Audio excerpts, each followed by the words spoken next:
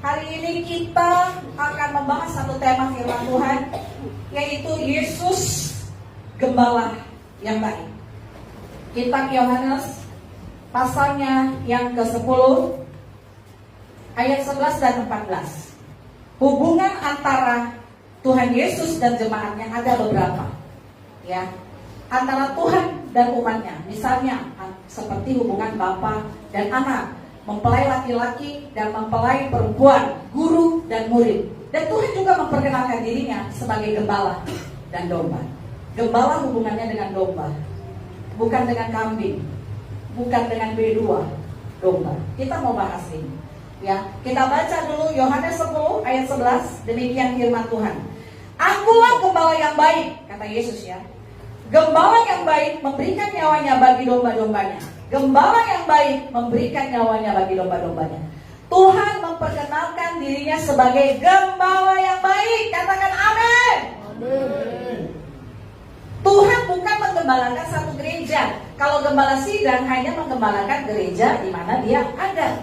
Tapi kalau Tuhan Yesus menggembalakan gereja di seluruh muka bumi, dan dia bisa menggembalakan itu dengan baik. Dia gak pernah lalai dalam tugas-tugas penggembalaannya. Dia memperkenalkan dirinya sebagai gembala yang baik, yang mau mengorbankan apa aja. Ayat 14, dia juga berkata sekali lagi, akulah gembala yang baik, dan aku mengenal domba-dombaku, dan domba-dombaku mengenal aku. Oke? Jadi Tuhan tahu mana dombanya, mana yang bukan domba, atau mana yang kambing. Di dalam Matius pasal 25 ayat 31 sampai seterusnya, itu satu perikop berbicara tentang penghakiman terakhir. Di sana Tuhan membicarakan tentang dua jenis hewan ini, yang bukan sedang berbicara hewan tentunya, tetapi gambaran. Orang-orang baik, orang-orang yang taat sama Tuhan, itu digambarkan sebagai domba. Yang jahat-jahat, para pemberontak-pemberontak, itu digambarkan dengan kambing. Kambing itu adalah binatang yang banyak tanduknya. Tanduknya bukan hanya satu biji, tapi bercabang-cabang. Kerjanya cuma berantem. Kambing itu liar sekali, sesing. Bagaimana sifat kambing, gak bisa diatur, ya. Apa-apa mau bawakan dirinya, apa-apa mau bawakan sukanya. Semua orang salah kalau semua itu tidak cocok dengan daging dan keinginannya. Itu kambing. Dan Allah mengambil gambaran tentang sifat binatang ini, mengatakan itu bukan bagian dari kerajaan Allah. Itu kambing. Kambing-kambing sebelah kiri dia pisahkan, dan domba-domba di sebelah kanan. Domba-domba itu berbicara binatang yang sangat nurut, yang sangat patuh sama kebenaran firman, ya. Dia sangat patuh kepada kebenaran firman. Yohanes 10 ayat 4. Demikian firman Tuhan. Jika semua dombanya telah dibawanya keluar, dombanya Yesus, ya. Ia berjalan di depan mereka, dan domba-domba itu mengikuti dia, karena mereka mengenal suaranya. Umat yang dikasih Tuhan,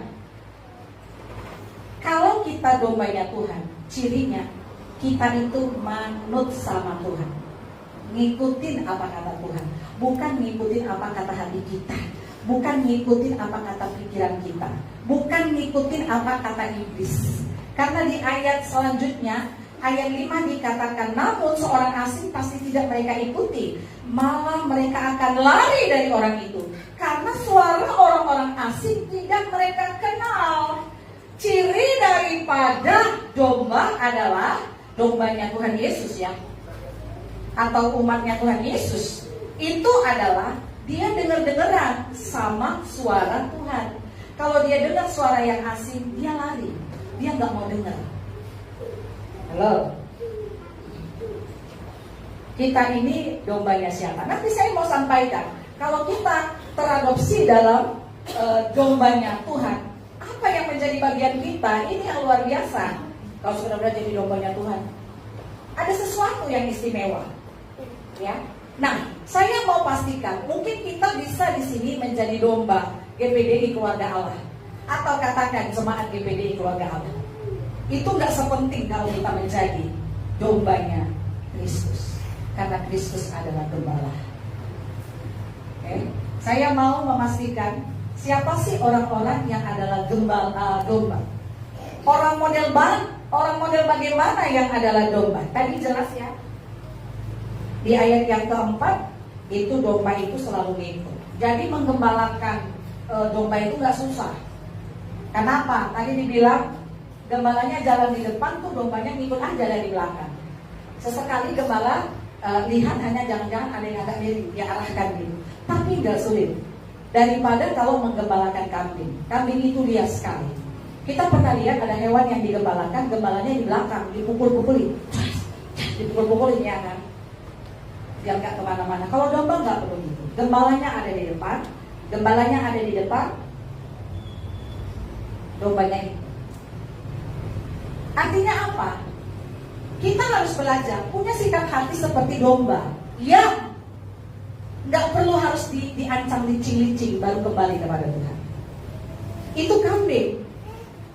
Kalau nggak ada licing-licingnya Tuhan, jangan dia lihat ya, sombongnya, lari sana lari sini, suka-sukanya, dilicing Tuhan, kena sekali, oh Tuhan, itu mah kambing. Tuhan gak pernah menggembalakan kambing, ingat itu. Sekali lagi, mungkin kamu bisa menjadi jemaat di sini, tapi kamu bukan jemaat atau gembalaan Kristus Yesus. Kalau kita kambing, karena Tuhan menjelaskan di dalam Yohanes pasal 10 ini, Dia hanya mengembalakan domba. Tuhan tidak bercerita di situ atau bercerita tentang kambing. Tuhan hanya bercerita domba. Akulah gembala yang baik. Domba-dombaku mengenal suaraku. Tahu nggak? Domba-domba itu. Saya tadi menyinggung soal ketulusan. Dia ngerti mana suara yang dari Tuhan, mana suara yang dari setan. Walaupun dikemas dengan sesuatu yang bagus. Oke? Dia tahu itu. Ini nih suara yang ku dengar ini dari setan atau dari mana, dia tahu. Tapi kalau kambing gak bakal tahu itu. Tuhan bilang domba-dombaku mengenal suaraku. Jadi kalau kita gak bisa mengenal suara Tuhan dan mengikuti suara Tuhan, kita bukan domba Kristus. Apa-apa kita dengar semua. Ya, berita hoax masuk semua. Kita gak punya sesuatu yang namanya roh Allah, roh pengenalan. Kita gak punya pertimbangan apapun. Semua masuk. Itu bukan domba Tuhan. Domba Tuhan itu mengenal mana suara yang benar-benar dari surga.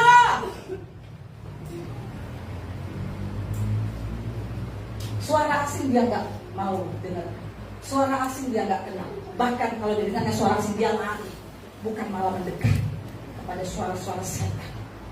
Baik suara setan langsung ke rohnya, atau suara setan lewat manusia-manusia, atau suara setan lewat medsos.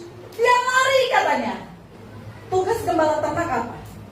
Dia menanggung jawabi segala urusan dombanya, supaya dombanya itu sehat, gemuk, terhindar dari racun ya kan? Membawa dia ke tempat yang nyaman. Di dalam Mazmur pasal 23, coba kita ke sana dulu. Tuhanlah gembalaku, takkan kekurangan aku. Ia memberikan aku di padang yang berumput hijau. Ia membimbing aku ke air yang tenang. Ia menyegarkan jiwaku. Ia menuntun aku di jalan yang benar demi namanya. Sekalipun aku berjalan dalam lembah kekelaman, aku tidak takut bahaya, sebab Engkau besertaku. Gadamu dan tongkatmu itulah yang meneguhkan aku. Engkau menyediakan hidangan bagiku di hadapan lawan-lawanku. Engkau mengurapi kepalaku dengan minyak. Pialaku penuh melimpah. Kebajikan dan kasih setia belaka akan mengikuti aku seumur hidupku, dan aku akan tinggal dalam rumah Tuhan sepanjang masa. Kalau Tuhan menjadi gembala kita, yang pertama, takkan kekurangan aku. Firman ini dikasih Tuhan rema di roh saya. Tahu nggak kalau firman menjadi rema? Itu seperti menggebu-gebu. Saya percaya kalau itu dijadikan rema, karena ada satu jaminan yang sedang Tuhan kerjakan buat saya. Karena waktu dibaca ayat Tuhan bilang, Tuhan adalah gembalaku, takkan kekurangan aku. Sampai saya tulis-tulis di agenda dengan tinta merah, takkan kekurangan aku, yes, takkan kekurangan aku. Saking itu dihidupkan di roh saya, Tuhan adalah gembalaku, takkan kekurangan aku, gak akan kekurangan kekuatan materi, penghiburan segalanya, pembelaan gak akan kekurangan, karena gembala mengurusin saya dengan sangat serius. Haleluya. Oleh sebab itu tidak akan pernah rugi setiap orang yang mau menjadi dombanya Kristus. Jangan jadi kambing. Bu, apakah saya kambing? Tanya sendiri dirimu. Kalau hari-hari kita berontak, hari-hari kita, ya mungkin kita nggak akan vulgar ngomong, karena sedikit orang ngomong vulgar ya, seperti budak lah, ya nggak banyak orang seperti itu. Tapi hatinya memaki-maki, hatinya protes, itu kan pemberontak namanya. Tidak mengerjakan apa yang disuruh, baru serangan balik kayak orang main bola tulang ya kan? Mau menggolkan ini tapi ditusuk dari sini dulu, bermain-main licik seperti itu. Itu mah kambing. Itu kambing. Kamu yang gampang-gampang berontak melawan, padahal jelas-jelas diarahkan firman. Kecuali kalau diarahkan hal yang jahat, gak usah ikutin. Jadilah penurut Allah. 1 Korintus 11 ayat pertama. Demikian firman Tuhan. Ikutilah teladanku sama seperti aku juga mengikuti teladan Kristus. Oke? Paulus ngomong seperti ini. Paulus itu ngikutin teladan Tuhan. Kalau kita mau menjadi dombanya Tuhan yang digembalakan oleh Yesus Kristus, ikuti hamba-hamba Tuhan yang berasal dari Tuhan. Amin. Jangan ikutin hatimu. Jangan ikutin suara iblis yang memanggil-manggil. Ya, tahulah orang-orang licik. Orang licik itu akan mengemas segala sesuatunya dengan indah sampai kamu gak tahu bahwa kamu sedang disiasati. Saya minta begini, kita belajar untuk tahu siapa orang murni, siapa orang licik, siapa orang yang berasal dari Tuhan, siapa yang tidak berasal dari Tuhan. Di ayat yang kedua dari 1 Korintus 11 ayat 2 dan seterusnya, aku memuji kamu sebab dalam segala sesuatu kamu tetap mengingat aku dan teguh berpegang pada ajaran yang kutuliskan kepadamu. Namun aku mau supaya kamu mengetahui hal ini, yaitu kepala, ini masalah taat ya. Kepala dari tiap laki-laki ialah Kristus. Halo laki-laki, ini berbicara rumah tangga. Betulkah laki-laki atau bapak-bapak di sini sudah menjadikan Kristus kepala? Ini soal ketaatannya. Kalau kita katakan dia kepala kita ngikutin dong. Laki-laki yang akan menikah, kamu harus berfungsi.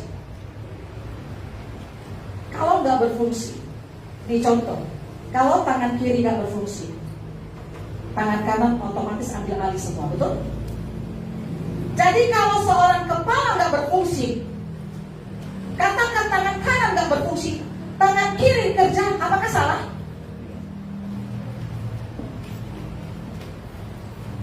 Saya mau begini, saya mau setiap kita menjadi orang yang cerdas, yang segala cara berpikir kita, segala perasaan kita, tindakan kita itu dikontrol dari kebenaran. Orang-orang yang menyerahkan dirinya betul-betul jadi dombanya Tuhan, dia akan tenang hidupnya. Karena Mazmur 23 itu Tuhan memang membimbing dia ke air yang tenang, menyegarkan jiwanya, menuntun dia kepada rumput yang hijau, membaringkan dia. Tahu gak kita apa sih kelebihan dari domba-dombanya Tuhan? Saya melihat dalam terjemahan bahasa Indonesia masa kini. Coba kita buka dulu Mazmur pasal 23 tadi. Mazmur 23. Engkau menyediakan hidangan bagiku di hadapan lawanku. Engkau mengurapi kepalaku dengan minyak, pialaku penuh melimpah. Engkau menyediakan hidangan bagiku di hadapan lawanku. Engkau mengurapi kepalaku dengan minyak, pialaku penuh melimpah. Apa itu artinya? Oke. Saya akan baca apa artinya. Ini adalah perbuatan Tuhan kepada dombanya, ya. Saya baca dalam terjemahan bahasa Indonesia masa kini. Engkau menyiapkan pesta bagiku di depan mata lawanku. Engkau menyambut aku sebagai tamu terhormat. Wow. Engkau menyuguhi aku minuman lezat berlimpah-limpah. Tahukah kita, kalau kita menjadi dombanya Tuhan, Tuhan itu memperlakukan kita seperti tamu terhormat. Tuhan memperlakukan kita sebagai tamu terhormat. Amin. Walaupun karena kamu tidak mau ngikutin orang, ya, tidak mau mendengar suara-suara sumbang, dan orang tidak menghormatimu, tapi ingat, Gembala Agung, Gembala yang baik itu, Yesus Kristus sebagai Gembala menyambutmu seperti tamu terhormat. Kita tahu kalau ada tamu terhormat, ya kan? Silakan Pak, silakan. Duduk paling depan, ya kan?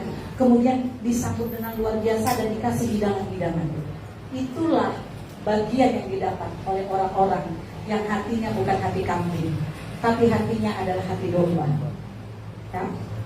Hatinya hati domba. Saya mengharapkan setiap kita dalam ruangan ini berjuang untuk memiliki hati domba. Tuhan menghargai kita sedemikian rupa kalau kita mau menjadi dombanya Tuhan. Tadi malam saya singgung sedikit sama anak muda. Anak muda, kalau kamu menjadi orang yang suka melawan, di rumah melawan, di sekolah melawan, di gereja melawan, ada nggak untungnya? Kalau ada untungnya, lanjut kudukung kalau ada untungnya. Tapi nggak ada untungnya, berhenti jadi para pemberontak. Nggak ada untungnya. Tapi kalau kita mau menjadi domba yang digembalakan Tuhan, kita sangat beruntung. Yesaya 40 ayat 11. Seperti seorang gembala, ia menggembalakan kawanan ternaknya dan menghimpunnya dengan tangannya. Anak-anak domba dipangkunya, induk-induk domba dituntunnya. Amin. Jadi kita dituntun sama Tuhan. Baik kali lah Tuhan di dalam. Makanya jadikanlah Tuhan itu gembala. Jadikan dia benar. Matius pasal 25, kita ke sana dulu. Ayat 32. Ia akan menempatkan domba-domba di sebelah kanannya dan kambing-kambing di sebelah kirinya. Lalu raja itu akan berkata kepada mereka yang di sebelah kanannya, mari, hai kamu yang diberkati oleh Bapakku, terimalah kerajaan yang telah disediakan bagimu sejak dunia dijadikan.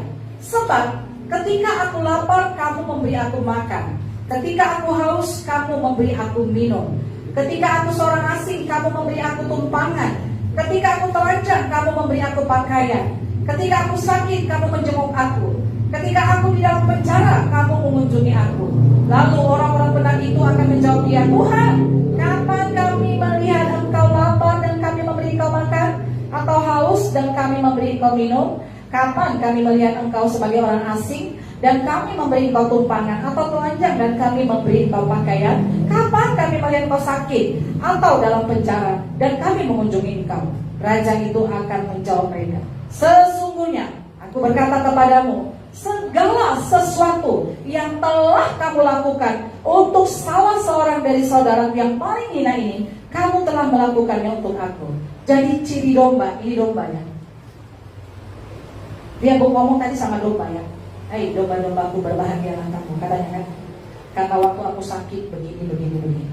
Tahu nggak ciri domba itu? Dia spontanitasnya itu selalu berbaik hati kepada orang tanpa ada masuk pamer, tanpa ada pencitraan. Dia lakukan yang tergerak dia dari sisi kemanusiaan. Orang kalau sisi kemanusiaannya mati, rohnya tuh pasti mati. Saya sudah khotbah itu kan. Mana bisa? Saya memahami. Nggak tergerak dia dengan orang. Nggak bisa itu. Jadi cirinya adalah dia spontan dan dia lakukan itu bukan supaya nanti upahku besar di surga. Nggak ada embel-embel apapun. Tapi karena dia ini orang perlu ditolong. Ingat, ya, seorang Samaria yang menolong orang yang sekarang. Tidak ada embel-embel apapun. Karena tidak ada orang juga yang menyaksikan peristiwa itu. Nggak ada orang. Dan zaman itu nggak ada medsos. Diposting, dia baik ya. Sekarang kan banyak orang pencitraan, apapun yang dilakukan ya, istilahnya bukan berarti kita kalau memposting segala sesuatu itu salah, tapi maksud saya tolonglah kita menjaga hati kita. Karena seorang domba, dia sikap baiknya itu bukan untuk dapat pengakuan, bukan untuk dapat validasi, bukan untuk dapat pujian. Oh dia hebat, oh dia ternyata dia yang domba nggak seperti itu. Jadi kalau kita masih haus validasi, masih haus pujian. Itu kambing. Karena domba itu gak pernah haus validasi. Nah, dia spontan aja, udah ditolong aja, gak perlu. Dia gak ada orang, gak perlu ada orang melihat. Dia keluarkan uangnya, perjalanan bisnisnya terganggu, ya kan, orang Samaria itu. Semua dilakukan dengan ketulusan. Inilah domba. Sampai mereka pun gak ingat yang mereka lakukan. Sangat banyak perbuatan baik yang mereka lakukan, karena itu jiwa mereka. Jiwa domba itu spontan baik, spontan menolong, spontan sukacita, tanpa memikirkan ini saudara gak ya? Ini nanti dibales gak ya kalau aku nolong dia? Ini nanti begini. Tanpa ada yang begitu itu. Jadi ciri dari domba itu, dia baik, dan kebaikan itu kebaikan yang tulus, tanpa ada embel-embel tujuan apapun. Tak ada sama sekali. Itu domba. Sampai mereka lupa semua kebaikan mereka. Mereka bilang sama Tuhan, kapan sih aku menolong orang waktu lapar? Kayaknya gak pernah menolong Tuhan waktu ini. Tuhan yang bilang, apa yang kamu lakukan? Buat orang yang paling hina. Orang paling hina ya kata. Kadang-kadang orang mau menolong orang yang mulia. Dikasih ayam supaya dapat kambing, kan gitu. Betul kan? Dikasih ayam supaya dapat kambing. Ayo jadi tim sukses supaya nanti dapat apa itu. Itu bukan tipe domba, itu tipe kambing. Domba itu dia spontan, tulus, murni. Dan dia nggak pernah mungkin itu, karena dia lupa. Kapan ya aku buat seperti itu? Kapan? Dia lupa. Bagaimana dia mengungkit? Jadi kalau kita kebaikan yang masih kecil yang kita buat bagi kita ini. Ayat 41 ini tipe kambing. Ia akan berkata juga kepada mereka yang di sebelah kirinya, janganlah dari hadapanku, hai kamu orang-orang terkutuk. Iya, saya bilang kalau kita tipe kambing, suka ngelawan, suka memberontak, baik langsung kamu cetuskan maupun dalam hati, kamu terkutuk. Halo, makanya saya bilang gak ada untungnya. Saya bilang sama anak muda, kalau ada untungnya lanjutkan aja kamu jadi kambing pemberontak. Kalau nggak ada, berhentilah. Terkutuk, oke?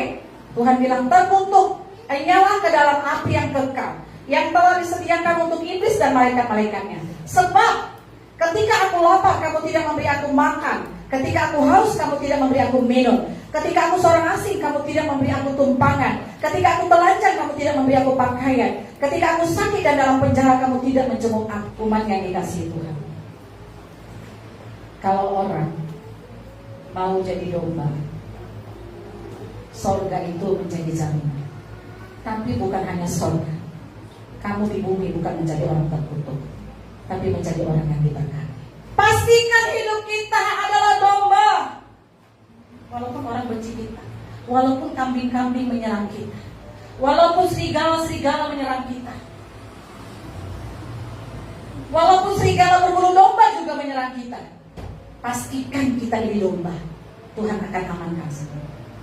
Walaupun kita di padang gurun seperti Yosua dan Kaleb, hati domba, nurut, percaya sama yang Tuhan omongin, aman semua. Haleluya. Itu yang saya mau sampaikan kepada kita. Umat Tuhan, jadilah orang-orang yang tulus. Kebaikan-kebaikan yang kita lakukan adalah kebaikan dari ketulusan. Tuhan gembala yang baik memperkenalkan dirinya sebagai kepala atas seluruh gereja di muka bumi ini. Dia memperkenalkan dirinya, dia gembala yang baik, dia gembala yang lihai, dia gembala yang setia, dia gembala yang menjamin semua urusan kita. Nah itulah Yesus sudah memperkenalkan dirinya. Aku nih gembala yang baik, gembala yang agung, gembala yang cekatan, setia. Nah kamu mau digembalakan gak? Kalau mau jadi domba. Amin? Amin. Jadi domba, nurut, tulus. Mari jadi orang-orang yang memiliki hati domba. Tuhan memberkati kita semua. Mari berdoa.